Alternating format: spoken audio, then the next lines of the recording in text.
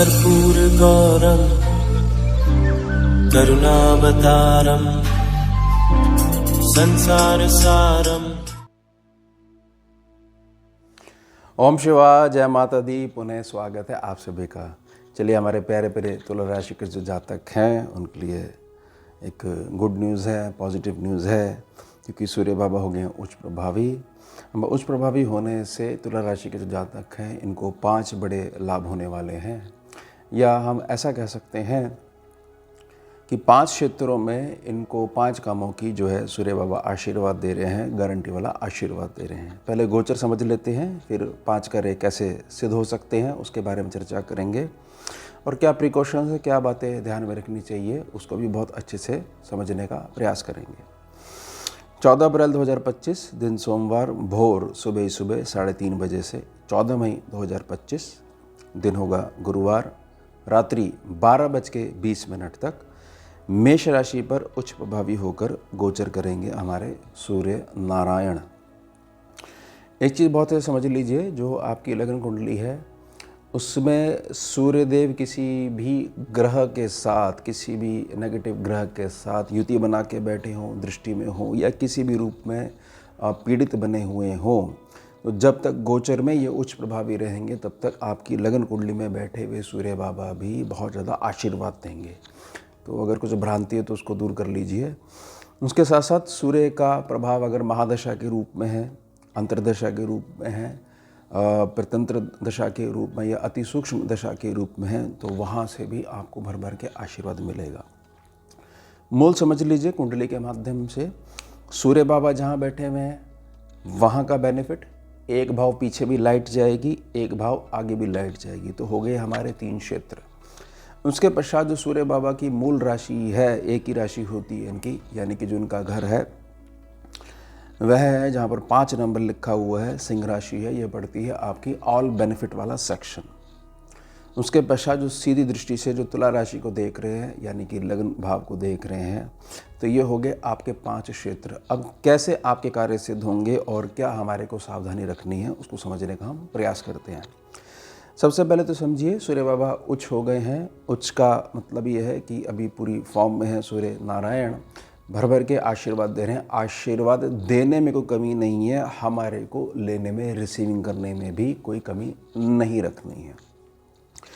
सावधानी के साथ हमारे को यह बात ध्यान में रखनी है कि किसी भी रूप से जो हमारा पार्टनर है, चाहे हमारा मित्र मंडली में हमारा घनिष्ठ मित्र हो सकता है, हमारा जीवन साथी हो सकता है, व्यापारिक क्षेत्र में, व्यापारिक कुशलता के क्षेत्र में हमारा सहयोगी यानी बिजनेस पार्टनर भी हो सकता है।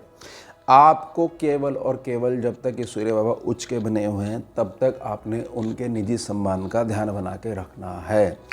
अगर हर हाल में उनकी गलती है तो उन पे कटाक्ष मत करिएगा, ये निजी प्रार्थना रहेगी। थोड़ा सा शांति के साथ समय बिताइएगा।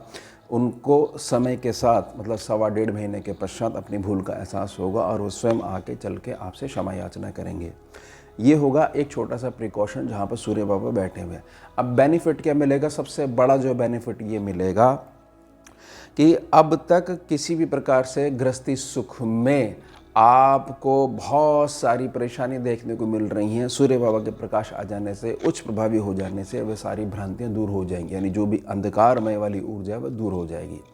उसके साथ साथ जो आप कमाई करके लेके आते हो, जिसको आप ये बोलते ये मेरी आधार कमाई है, इसी से मैं अपने घर का गुजारा भत्ता चलाता हूँ, उसमें बढ़ोतरी देखने को मिलेगी।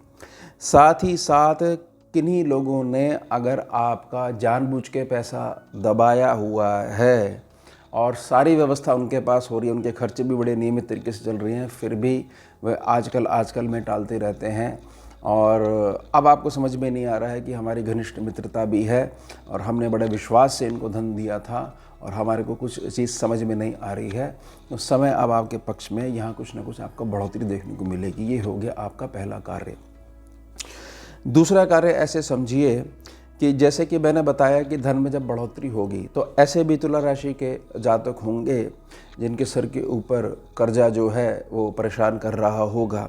अब देखिए, कर्जे का ना मूल समझिए। जैसे मान लीजिए तुला राशि का जातक है, उसने कुछ अमाउंट जो है थोड़ा समय विपरीत था, बाज़ार से उठा लिया या किसी से ले लिया।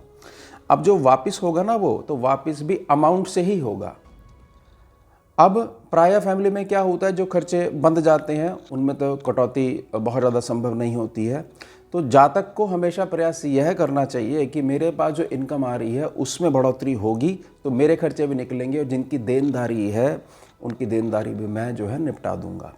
तो यहाँ पर जो आशीर्वाद मिलेगा, ये आशीर्वाद मिलेगा कि कर्जा बीमारी शत्रुता वाला सेक्शन है, इसमें बहुत भारी कमी देखने को मिलेगी। यह है दूसरा आशीर्वाद कार्य की सिद्धि के रूप में। साथ ही साथ तुला राशि के जातक मानसिक रूप से किसी भी कार्य को लेकर या किसी भी व्यक्ति विशेष को लेकर परेशान हैं कि देखिए अच्छा भला मैं सीधा चल रहा हूँ, ज़बरदस्ती जो है मेरा पहिया रोकने का, प्रगति का पहिया रोकने का ये जातक प्रयास करता है अकारण, तो उसको अपने कर्मों का फल मिलेगा ही मिलेगा। यह सूर्यदेव का प्रकाश जो पीछे मुड़ के जा रहा है। इसके पश्चात तीसरा जो कार्य है वह कार्य है कि इन दोनों बेस के आधार पर अभी तक जो आपको यह नज़र नहीं आ रहा था कि अभी मेरा जो है स्थिति ऐसी हो गई है, हैंड टू माउथ पे मैं आ गया हूँ और वर्तमान स्थिति से मैं थोड़ा सा बाहर निकल पाऊँगा, तभी कुछ भविष्य की कल्पना कर पाऊँगा, या तभी कुछ ऐसा वर्तमान में कुछ जोड़ूंगा जो निकट भविष्य में मेरा सहारा बन पाएगा। तो वह स्थिति बरकत के रूप में, धन के रूप में, प्रॉपर्टी के रूप में और फैमिली के साथ के रूप में, आशीर्वाद के रूप में, यह तीसरा कार्य सूर्य नारायण की कृपा से सिद्ध होने वाला है। एक बात और समझ लीजिए, क्योंकि यह 8वां सेक्शन है, यहाँ पर वृषभ राशि है, गुरु बाबा बैठे हुए हैं, इस बात को बहुत अच्छे से समझ लीजिए। आने वाला समय जो है वह समय है आपका भाग्य आपका भर भर के साथ देगा। अभी जो थोड़ी बहुत जो स्ट्रगल चल रही है आपके साथ में, वह स्ट्रगल सिर्फ इसलिए चल रही है कि बहुत सारी चीज़ों में आपको जो मुखौटे जो चढ़े हुए थे और पीठ पीछे जो दुर्भावना जो लोग आपके लेके चल रहे थे और सम्मुख जो है मित्र व्यवहार कर रहे थे, उनके चेहरे पे से मुखौटा जो है वो हटना है और उसका समय निकट है।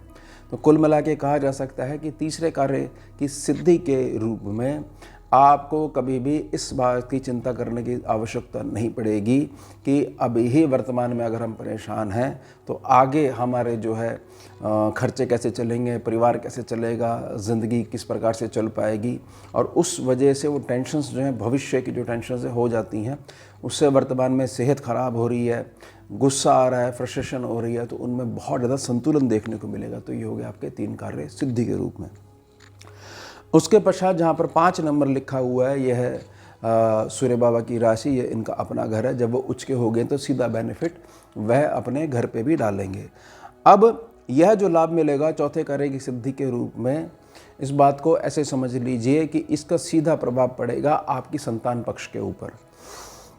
आपकी संतान पक्ष के जीवन में किसी भी प्रकार के मांगलिक कार्य अगर अकारण रुके हुए हैं कि कोई कारण समझ में नहीं आ रहा है, कोई कारण निकल के तो आए, जो कोई वैलिड रीज़न तो हो, कोई रीज़न ही नहीं है, सारी चीज़ें ठीक करके रख दिए फिर भी जो है गाड़ी स्टार्ट नहीं हो रही है, अब समझ में नहीं आ रहा कि करें तो करें क्या।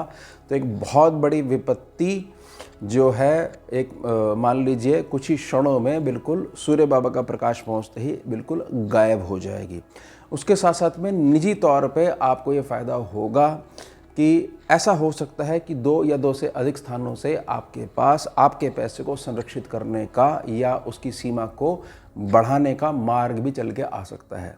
व्यापारिक क्षेत्र में अगर आप हो तो किसी प्रकार के ऑर्डर्स आपके पास बहुत सारे आ सकते हैं, और रोज़गार वाले क्षेत्र में नौकरी अगर आप करते हो तो कुछ ना कुछ इन्वेस्टमेंट्स के प्लान या कोई ऐसा व्यक्ति जो कि बिल्कुल ठीक होगा, बिल्कुल ठीक रहेगा, मतलब उसकी नीयत बड़ी क्लियर होगी, किसी प्रकार का धोखाधड़ी वाला मामला नहीं होगा, तो उसमें आपके धन को बढ़ाने के मार्ग आपके सम्मुख आने वाले हैं। यह भी निजी प्रार्थना रहेगी, इस बात को ध्यान रखिएगा कि ऐसा नहीं है कि गोचर से बाहर होते ही सूर्यदेव की उच्चता का प्रभाव है वह खत्म हो जाएगा। गोचर में हमेशा एक सूत्र याद रखिएगा कि इसमें हमारे को बीज डालना होता है, ये समझ लीजिए कि शुभ मुहूर्त है। इसके पश्चात तो आपने बड़ा प्रेम से खाद पानी की व्यवस्था करनी है, संरक्षण प्रदान करना है, उसके पश्चात तो पेड़ ने बढ़ना ही बढ़ना है। ऐसा नहीं कि गोचर चला गया और बीज वहीं पे जो है रुक जाएगा आपका, इस बात का ध्यान बना के रखिएगा। उसके पश्चात जो 5वें कार्य की सिद्धि है वह पड़ रही है आपके लगन के ऊपर, जहाँ पर 7 नंबर लिखा हुआ है। सूर्य बाबा इसको देख रहे हैं तो यहाँ भी एक सावधानी बना के रखनी है।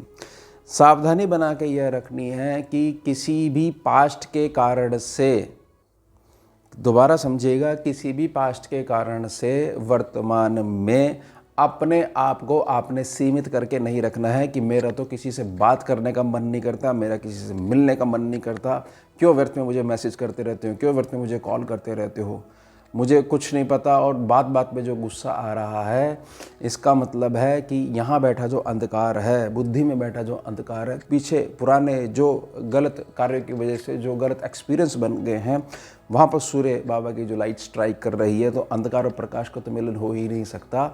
अब वो अंधकार भाग रहा है, अपने पैरों को सर पे उठाकर भाग रहा है। तो निजी प्रार्थना रहेगी, किसी भी प्रकार से अपने आप को एक सीमित जगह पे मत बिठा के रख लीजिएगा, बाहर निकलेगा। किसी भी प्रकार से राहु बाबा की जो एनर्जी है यानी सोशल नेटवर्क है, हमारे को उसको हमेशा पॉजिटिव बना के रखना है।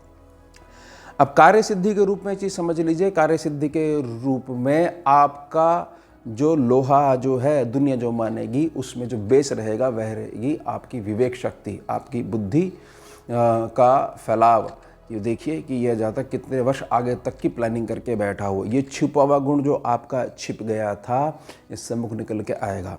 प्रार्थना रहेगी, आपको न्याय बहुत प्रिय है, किसी के साथ भी आप अन्याय नहीं करना चाहते हो, कहीं होता है तो उसको बिल्कुल बर्दाश्त नहीं करते हो, ये आपका गुण है। यह प्रश्न मत उठाया करिए कि इससे हमें क्या मिला है, इससे बढ़िया तो दूसरे हैं कि जो हमेशा उल्टे चलते हैं, देखिए वे कितने सुखी हैं। कोई बात नहीं, उनको उनके कर्म उनके साथ जाएंगे। आपकी ये न्याय प्रणाली, न्याय प्रियता वाली जो प्रकृति है, इसको मत छोड़िएगा। तो सूर्य बाबा ने कुछ गुड न्यूज़ दी है तुला राशि के जातकों को, और 5 आशीर्वाद के रूप में कार्यों की सिद्धि दी है। एक प्रकार से कहा जा सकता है कि जैसे जैसे मैंने प्रार्थना करी है, ऐसे ऐसे गुण अगर आप अपनाते हो, जहाँ जहाँ मैंने आपको सावधानी के लिए प्रार्थना करी है उसको मानते हो, ज़रूर 5 कार्यों की सिद्धि जो है आशीर्वाद के रूप में आपके साथ बनी रहेगी। तो ये हो गया हमारा उत्तम विषय। मिलते हैं आपसे अगले भाग में नए विषय के साथ। जुड़िए और जोड़िए। ओम शिवा जय माता। भुजगेन्द्रहारम् कर्पूरगौरं करुणावतारं